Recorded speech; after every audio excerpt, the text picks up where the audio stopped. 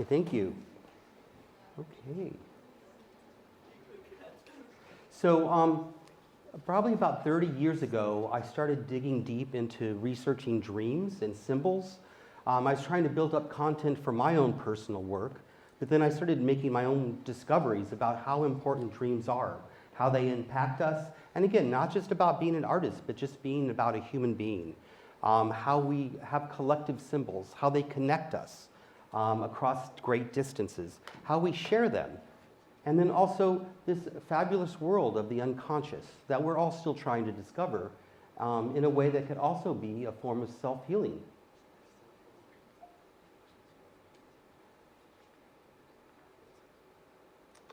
And again, it's about that connection that I find so important. I talk a lot about the ideas of like that everyday. How do you transform something that is mundane into the spiritual? How do you take apart something that, again, might be tedious and transform that? How do you build a bridge between something where we're, our everyday waking life and the unconsciousness that we're not really completely aware of or how that works? I call this an axis mundi, which is actually shared across cultures, usually in the form and shape of trees connecting heaven and earth together throughout mythologies.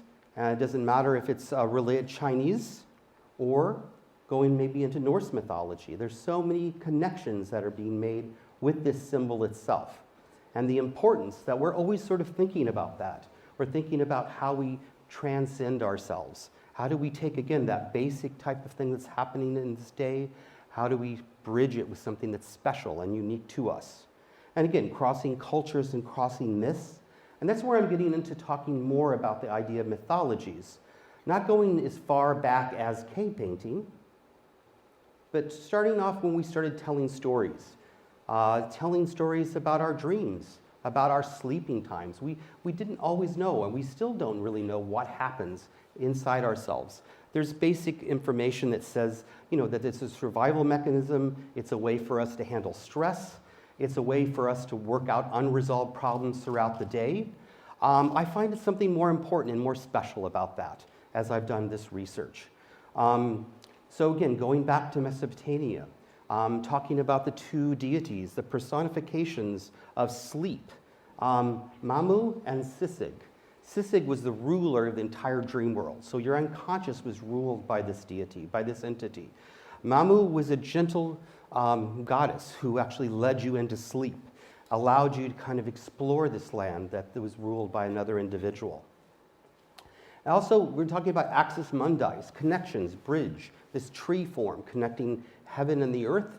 This was also, they were feeling that dreams connected us to the underworld, and we were able to talk to our ancestors through this.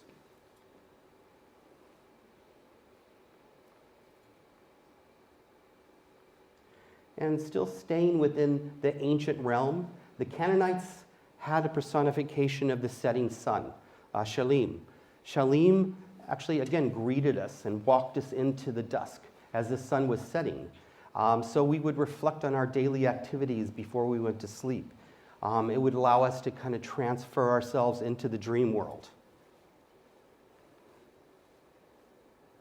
Mo'ulani is actually Hawaiian personification of sleep and dream. But in this case, this is actually not a deity, not an entity. This is a place you go. So you would go to this place, and this is also another area. This was an important part where you would get messages from your ancestors or from those individuals that you lost. So again, another axis mundi, another connection linking other worlds, the worlds that are inside us together. And also this name, Mohone, it actually means soul sleep. So the Roman deity Somanus, actually the god of sleep, he was less gentler. He was a more rougher deity that dealt with ideas of sleep. So if you weren't able to sleep structurally, or you didn't have an ability to sleep very well, sometimes his guidelines, his rule would be to allow you not to wake up again in the morning. So he was a little more of a rougher deity dealing with the ideas of sleep. Maybe there was something in notions of the strictness of needing to get a good rest. And then there's a counterpart to Somanus as well, which is Hypnos, which is a Greek god of sleep. And it was interesting because this entity had 3 sons, 3 children. One was the god that dealt with human dreams. Another one was a god that dealt with the dreams of animals. And the last one was a god that dealt with the dreams of inanimate objects, so things that don't even have lives to them, but they still have that secret life of our dreams and unconsciousness. So dreams are our axis mundi. That's our access to our worlds where we can transform, where we can navigate. When we go to sleep, everybody dreams. We all dream. Even if you say you can't remember them, we still have those time periods where we dream.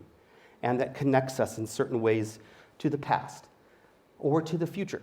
Around 1899, some important discovery happened where a psychologist, which I'm sure many of you heard of, Sigmund Freud, published a book about interpretation of dreams. Around the same time period, there was an art movement that was called Dada. And this was also a reaction and an occurrence after a world war.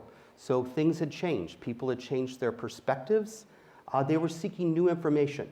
People sought to leave this conscious world. The waking world was disappointing. We just had created horrendous activities against one another. So these artists felt we needed to go deeper, dig somewhere else, find material that wasn't really about the everyday life of existence. This later led to the early 1900s, around 1912, the Surrealist movement. This wasn't just about art. The person who helped develop the manifesto, a written document about Surrealism, was actually a writer and a poet. He wasn't a physical artist. So he brought together a group of individuals. They added on from Dadaism, but they used Sigmund Freud's book as like a blueprint. How do we analyze our dreams? How do we get into that unconscious state? How do we start juxtaposing different types of information? So things that don't have any relationship at all together. Let's put them together. What happens? What does it make us think of? Can we tap into our dreams a little bit more? Can we tap into that a little more deeper?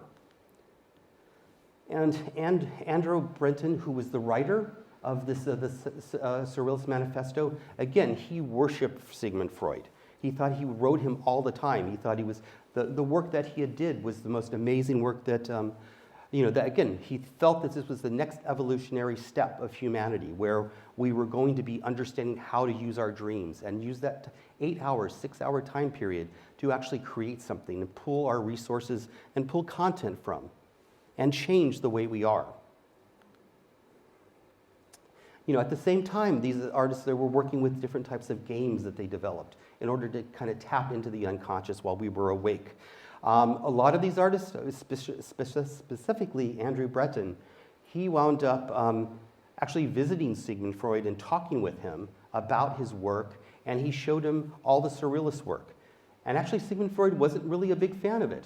It was really something I just recently discovered while researching this, that Sigmund Freud didn't understand why they were basing this dreamlike world, the new world that they were creating, off of his. So again, it was a really interesting, that was a juxtaposition unto itself.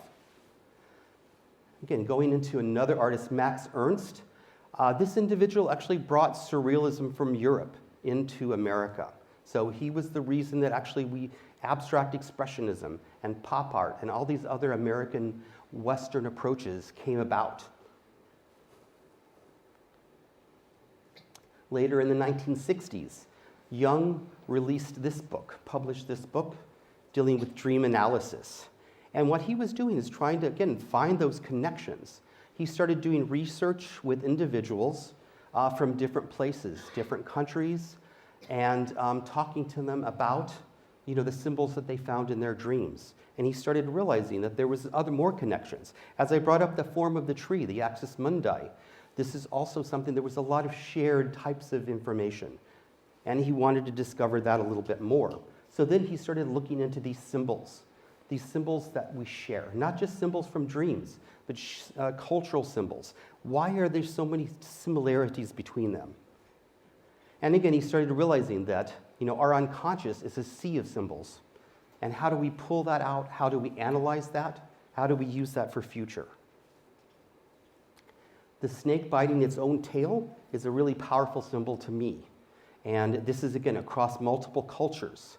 And again, it deals with ideas of life and cycles. But at the same time, we could be talking about these, we share them in our dreams. We have this symbol. The symbol of a snake, again, is a powerful symbol, just like the Axis Mundi, just like the tree symbol. But in regard to this is actually something that became a practical use. The scientist, through his dream, he had a dream about this snake biting its own tail. He discovered the benzene molecule through this dream. So again, those things that we think, okay, well, I'm sleeping, I'm getting rest for my body, there's also things happening to us inside, in our unconsciousness. Bringing that into a more modern perspective, an inspiring filmmaker for me is David Lynch. And he works and tries to he's actually brought mainstream culture, brought dreams into the mainstream for us to analyze. Sometimes they're nightmarish, sometimes they're scary, sometimes they're very confusing. But again, he allowed audiences to interpret and begin understanding that we can draw something from everyday life in regards to where we're actually sleeping, and we're bringing that subconscious information out. Another contemporary approach is actually the Aboriginal people in Australia. They still have a belief system that is founded in the dream time. So when they sleep, a lot of our work is actually resonates and comes from this in a cultural form. One of my favorite critics, Jerry Saltz, he believes artists in general are shamans, and basically they help us evolve, they help us execute and bring out important information, things that are deep, deep inside of us. And they start off sometimes as dreams. So all of you, we spend 2 hours a night dreaming, even if you say you don't remember them. Again, this is a process that happens to us. These things, like that scientist who discovered the benzoate molecule, this is something that, again, we can be doing ourselves. And again, helping ourselves and understanding ourselves a little bit better. Taking advantage of those creative symbols that are on ourselves. So I'm going to end with a basic dream analysis project. So something that you can take with you. Try to keep a dream journal next to your desk or next to your bed. I always have my phone with me. I'm sure that you all as well do. And I just have a little place to write and make notes. Well, how did I feel? I'm having reoccurring symbols? One thing that I have a reoccurring symbol is actually my mom's house in Indiana. For some reason, I'll always be present in that. But again, it's an important symbol to me. It's a personification of that person to me. Again, pay attention to the feelings you have when you wake up. How can you use that? Why are you feeling this type of way? Consider what kind of context. What is the story that's happening? Basically, you're directors of your own movies when you go to sleep. You have a script. You have a play. You have something that's occurring. It's not just, again, an animal nature of you trying to resolve problems. There's something deeper happening there. There's symbols that can come out that can influence you. And then they're used a dream dictionary. A lot of the mythologies that I brought up, they all had dream interpreters that were part of these myths. They would help out as far as getting people to understand a little bit more better about, again, what's inside of us all. So again, thanks for your patience and your talk. I will see you guys later, okay? Take care.